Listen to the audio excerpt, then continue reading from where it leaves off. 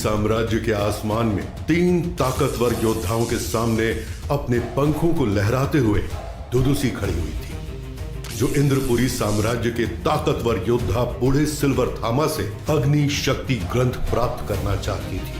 इसलिए ऋतिक वेदा ने वो ग्रंथ नीचे जमीन की ओर फेंक दिया और फिर पूरे साम्राज्य के ऊपर अपनी शक्तियों से एक कवच बना दिया, जिसके कारण दुदुसी वो ग्रंथ प्राप्त नहीं कर पाई और क्रोध में आ गई। अब आगे दुदुसी समझ गई कि अभी उसका रुकना उसकी जिंदगी को खतरे में डाल सकता है, इसलिए वो वहां से जाने लगी और जाते जाते बोली, बूढ़े थामा और सिल्वर टाइगर, यही नाम है ना तुम्हारा? मैं वापस आऊंगी जरूर, मेरा इंतजार करना। ये धमकी देते हुए दुदुसी वहां से चली गई। वहीं दूसरी ओर जब भूमि पर खड़े लोगों ने ये नाम सुना तो सभी हैरान रह गए। ये दोनों तो सुपर 7 वॉरियर के 7 योद्धाओं में से हैं, जो शक्ति के 8वें स्तर से 7वें स्तर पर आ गए हैं और जिनकी शक्तियों पर फिलहाल नियंत्रण लगा हुआ है। अरे ये दोनों तो अमर योद्धा हैं, इनको मारना मुमकिन नहीं है। हाँ, मैंने भी सुना है, ये बहुत तेज हुआ करते थे। इनकी रफ्तार के सामने तो रक्षक ऋतिक वेदा भी नहीं टिक सके थे। कहा जाता है उन्होंने एक बार अपनी एक शक्ति के हमले से 5 योद्धाओं को जान से मार दिया था, जो शक्ति रैंक के 7वें स्तर पर थे। वहीं दूसरी ओर जमीन के शोर से दूर आसमान में रक्षक वेदा और सिल्वर टाइगर के साथ खड़े बूढ़े थामा ने गंभीर आवाज में कहा, इस मुसीबत के चलते मैं अपना अग्नि शक्ति ग्रंथ लेना तो भूल ही गया। चलो उसे देखते हैं। अब तक ऋतिक वेदा, जो अपनी शक्तियों को वापस लेकर इंसानी रूप में लौट चुके थे, गंभीर होकर बोले, हाँ चलो। इतना कहते ही वो तीनों योद्धा उड़ते हुए नीचे एक समतल भूमि पर पहुंचे और अपनी शक्तियों के बल पर उस अग्नि शक्ति ग्रंथ को ढूंढना शुरू किया। लेकिन काफी देर खोजने के बाद भी उन्हें वो ग्रंथ नहीं मिला।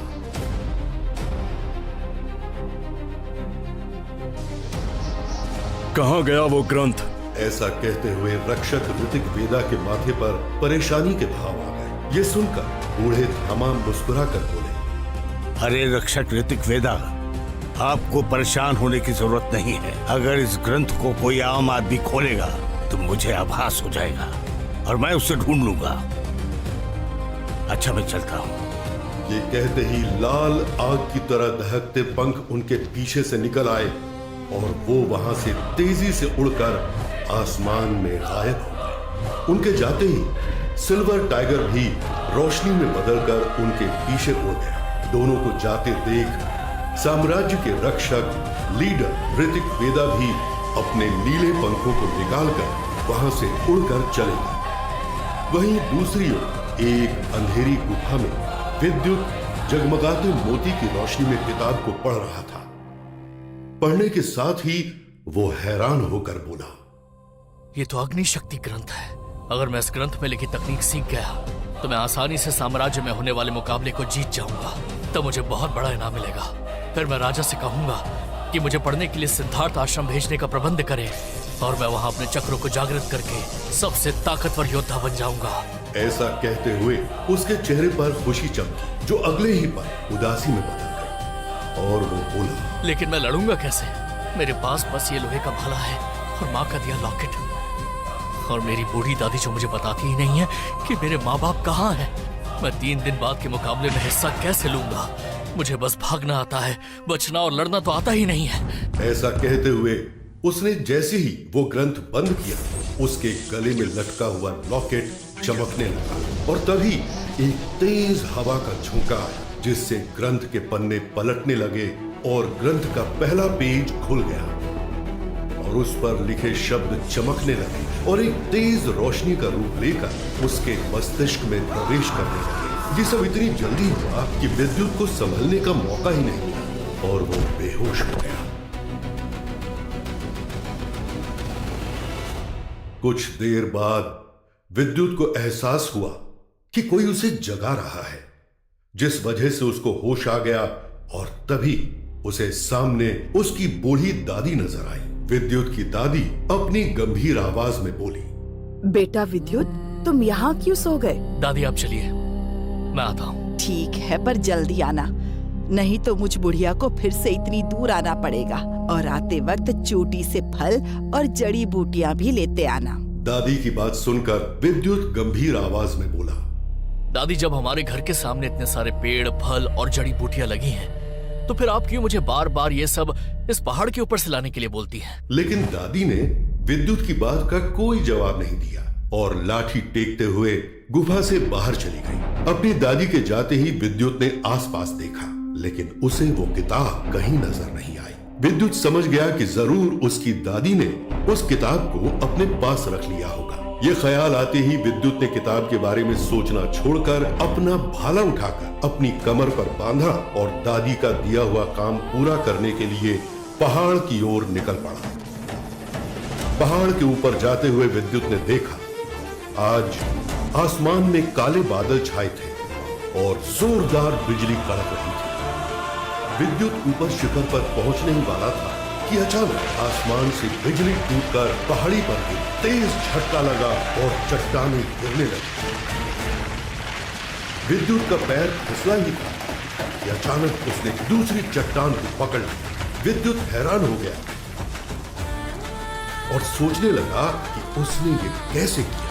तब उसे कुछ याद आया और उसके दिमाग में ग्रंथ के पहले पन्ने की छवि उभर आई, जिस पर ऊर्जा के इस्तेमाल और खतरों से बचने के तरीके लिखे हुए थे। वो समझ गया कि उसी जानकारी की वजह से वो पहाड़ी से गिरने से बच गया है, लेकिन वो ये नहीं समझ सका कि उसने उस जानकारी का इस्तेमाल कैसे किया। विद्युत ने अपनी आंखें बंद की और उसे अपने शरीर में ऊर्जा बहती हुई महसूस हुई। विद्युत ने उस ऊर्जा को अपने मनोबल से पैरों की तरफ केंद्रित किया और कुछ क्षण बाद पैरों को धरती पर जोर से पटकते हुए पहाड़ की चोटी की तरफ छलांग लगाई। अगले ही पल वो चोटी पर था। विद्युत खुशी से चिल्लाने लगा, अरे वाह, ये तो कमाल हो गया।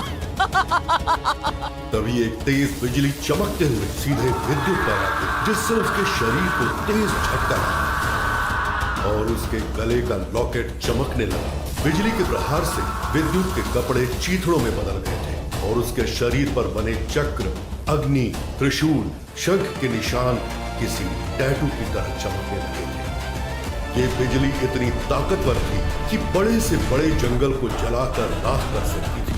लेकिन 14 साल का विद्युत अब भी जिंदा था, पर उसका शरीर कमजोर था, इसलिए वो उस बिजली के प्रहार को बर्दाश्त नहीं कर पाया और फिर से बेहोश हो गया।